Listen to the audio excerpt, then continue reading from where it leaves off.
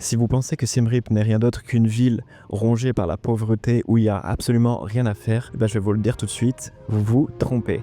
Ça fait plusieurs jours que je suis du côté de Siem Reap au Cambodge et je dois avouer que je suis très surpris par ce que la ville a à offrir, tant bien par sa culture, par ses nombreux parcs, par la gentillesse des Cambodgiens sur place. Je vais essayer de vous présenter tout ça à travers cette vidéo, donc installez-vous confortablement dans votre fauteuil ou votre canapé et c'est parti, intro.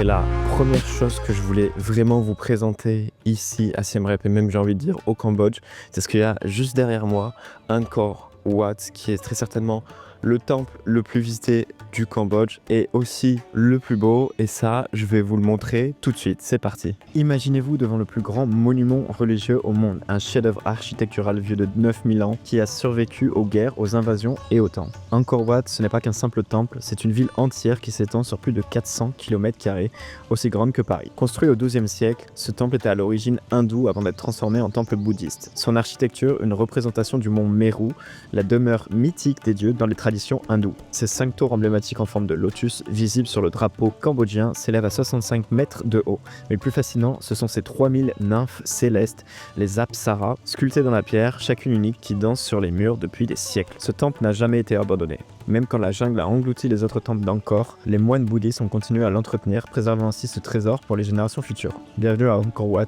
là où l'histoire, l'art et la spiritualité se rencontrent dans la pierre.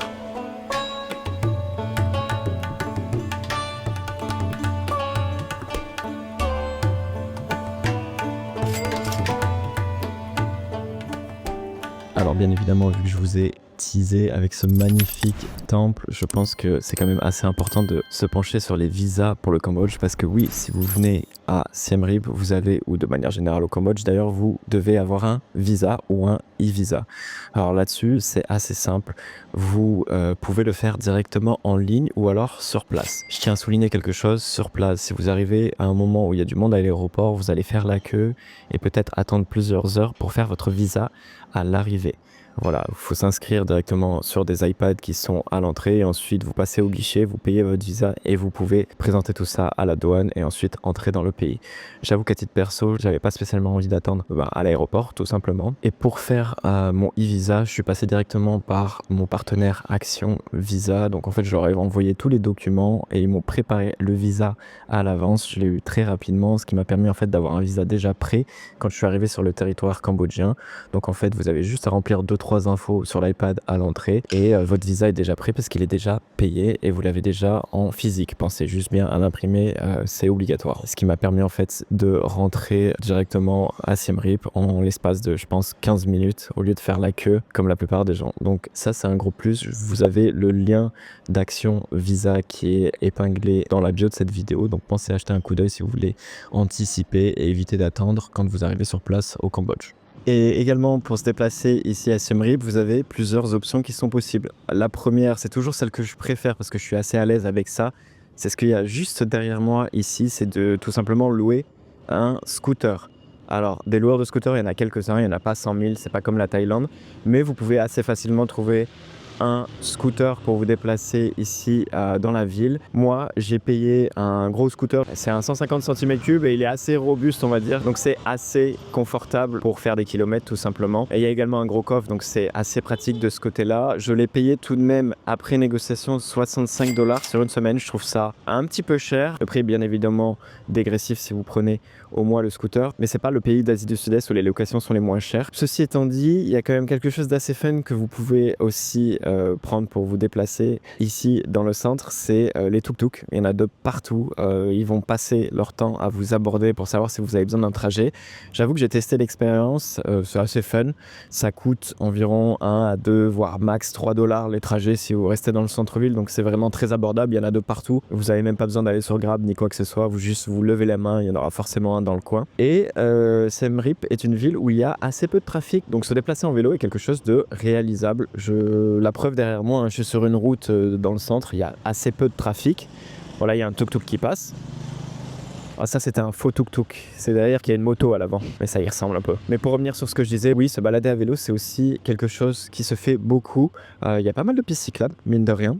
Ce qui est assez étonnant aussi pour une ville d'Asie, enfin, j'ai rarement vu ça en tout cas. De manière générale, il y a assez peu de trafic dans le centre-ville, donc c'est agréable de se déplacer, on se retrouve pas trop dans les bouchons, on respire aussi. Donc voilà, j'ai pas vraiment de conseils à vous donner là-dessus, c'est libre à vous en fonction de votre budget, en fonction de ce que vous préférez, mais les possibilités sont nombreuses.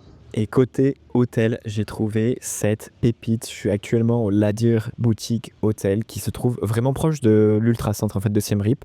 Le gros avantage, c'est que vous pouvez tout faire à pied en fait à partir de cet hôtel, ce qui est quand même quelque chose d'assez exceptionnel. C'est pas toujours le cas quand vous êtes en Asie. Et là, pour le coup, Siem Reap, il y a plein de trottoirs partout, donc c'est très facile de se déplacer. Et cet hôtel se trouve vraiment dans le centre. Donc vous avez vraiment tout à côté. Vous avez le 7-Eleven bien entendu, mais vous avez tout ce qui est boulangerie, plein de cafés, plein de restaurants et bien entendu la Walking Street qui se trouve à peu près 15 minutes à pied. Donc c'est vraiment un emplacement très sympa. Et cet hôtel, de manière générale, il est fabuleux. Donc, c'est-à-dire que vous avez 2 piscines, celle dans laquelle je suis actuellement, mais vous en avez une autre aussi, celle qui est en face de la baie vitrée de mon logement. Les logements sont très spacieux, les lits ultra confortables. Je tiens quand même à faire un point là-dessus parce que c'est quand même sacrément important. Vous avez aussi un service de restauration, donc vous vous levez le matin, vous avez le petit-déj qui est inclus, donc un buffet. Vous avez aussi un bar, propose aussi des massages, donc vous pouvez vous faire masser directement depuis l'hôtel. Et de manière générale, cet hôtel, ça a été vraiment une belle surprise. Avant que je réserve, j'avoue que je savais pas trop à quoi m'attendre, ce qui est normal aussi quand on voyage, mais je suis vraiment pas déçu. Je vous invite à consulter cet hôtel. Je vous mets le lien directement en description de cette vidéo. Le service, c'est très haut de gamme, c'est-à-dire qu'ils viennent faire la chambre, vous changez les draps vraiment tous les jours. Ils sont très sympathiques. Et là, comme vous pouvez le voir, ils sont adorables. Si vous déposez vos vêtements, ils vous les lavent, ils vous les repassent. Et ça, c'est inclus dans les services de l'hôtel. Et c'est plutôt sympa.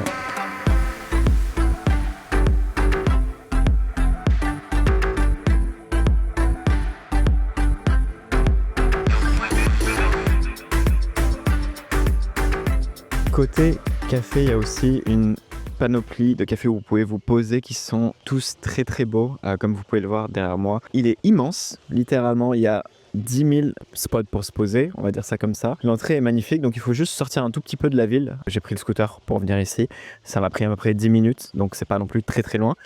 Et il vous propose toute une variété de plats, de café bien entendu, classique ice latte. Et l'extérieur est vraiment super beau, de toute façon les images parlent d'elles-mêmes. Et c'est un super spot, je pense aussi pour pourquoi pas lire un livre, se poser pour travailler. Je suis pas très sûr qu'il y ait du wifi de partout, mais c'est un endroit très calme, très détente. Et ça, à Siem Reap, il y en a un petit peu de partout. Et c'est une bonne chose. Et un des musées que je vous conseille, c'est le Apopo Center, qui parle tout simplement, ou plutôt vous présente comment des rats sauvent des vies au Cambodge. Alors, je vous explique très rapidement. Ça fait plusieurs années qu'en fait, ils utilisent des rats pour aller dénicher, retrouver des mines enterrées sous terre. Faut savoir que le Cambodge a connu plusieurs guerres, notamment une guerre civile, où de nombreuses mines antipersonnelles, anti-chars, etc. ont été plantées un peu partout dans le pays. Il n'y en a pas qu'un peu, il y en a énormément. Et en fait, ils utilisent des rats et ils vous expliquent comment ils utilisent des rats pour en fait, trouver des mines. Tout est très bien expliqué, la visite dure 1 heure, l'entrée coûte 10 $ et vous pouvez même tenir un rat si ça vous fait plaisir. Alors il ne mord pas, un chien, vous rassurez, mais c'est une expérience très intéressante, très enrichissante, et puis ça fait plaisir de voir qu'il y a des actions qui sont mises en place pour déminer le pays. Après, toujours sur la thématique de la guerre, vous avez aussi le musée de la guerre tout simplement. Comme vous pouvez le voir, il y a quand même quelques carcasses assez sympas. C'est pas forcément un musée que je vous recommande parce qu'il n'y a pas non plus des millions de choses à voir à part des carcasses de tanks et des carcasses d'armes de guerre. Mais ce que j'ai beaucoup apprécié ici, c'est qu'à l'entrée, vous avez un vétéran de la guerre civile du Cambodge et donc il vous raconte un peu son histoire, une histoire bien évidemment très triste, je vous passe les détails, mais ça fait réaliser quand même que le Cambodge c'est un pays qui a été particulièrement touché par la guerre et ça fait quand même aussi du bien d'une certaine manière, si je peux dire ça comme ça, d'avoir vraiment le ressenti des personnes qui ont vécu la guerre et de nous décrire à quel point ça a été l'horreur. Pour revenir sur ce musée, il est à peu près 15 minutes de l'ultra-centre de Siem Reap, donc si vous êtes en scooter ou même en tuk-tuk, c'est pas très loin et ça vaut quand même le détour si ça vous intéresse d'en savoir un peu plus sur l'histoire de la guerre ici au Cambodge. Alors si comme moi vous êtes digital nomade et que votre but quand vous venez à Siem Reap c'est également de bosser tout en profitant de ce que la ville a à offrir. Le Wi-Fi, de manière générale, n'est pas très bon dans la ville. Il n'est pas très bon à mon hôtel. J'ai testé pas mal d'autres Wi-Fi. C'est pas la Thaïlande déjà, ça c'est certain. Et c'est pas incroyable, surtout si vous avez des gros téléchargements à faire. Mais il y a quand même 2-3 spots où le Wi-Fi est plus que stable, où il fait bon travailler. Il y en a 2 que j'ai pu tester. Le premier, c'est le Footprint Café. Celui-ci je trouve que la déco est très très belle. Il y a plein de livres de partout.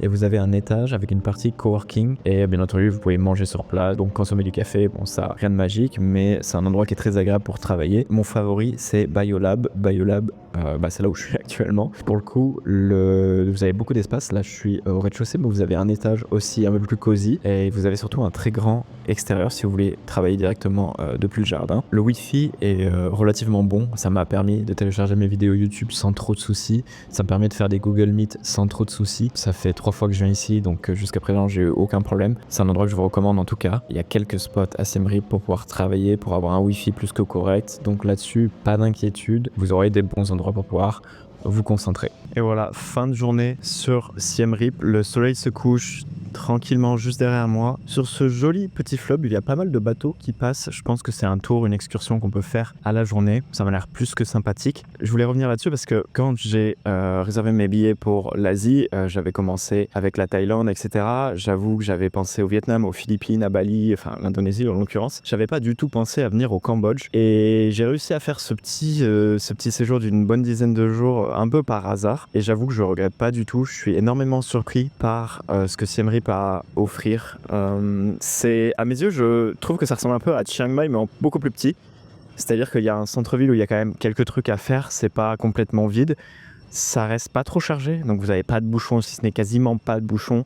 La plupart du temps, quand vous roulez, c'est hyper calme, hyper tranquille. La vie est douce, on va dire. Il y a quand même quelques cafés qui sont ultra sympas et vous pouvez facilement fuir le centre pour aller découvrir la campagne, trouver d'autres cafés sympas, quelques musées, des espaces verts comme ça. Il y a plein de parcs, plein de temples. Les temples sont incroyables pour avoir fait quand même beaucoup de temples dans ma vie, que ce soit au Mexique, en Thaïlande, etc., en Indonésie. Le Cambodge est vraiment tout en haut de la liste.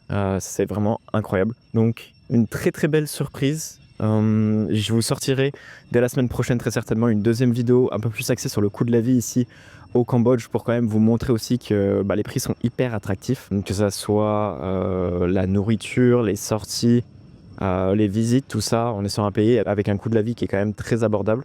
Donc je vous présenterai tout ça. Bon et voilà, j'ai fait le tour avec cette vidéo. J'espère qu'elle vous aura plu. Je vous invite vraiment à la liker, la partager, vous abonner, c'est ultra important pour moi. Et comme d'habitude, je vous dis portez-vous bien et on se dit à la semaine prochaine pour une nouvelle vidéo. Allez, ciao!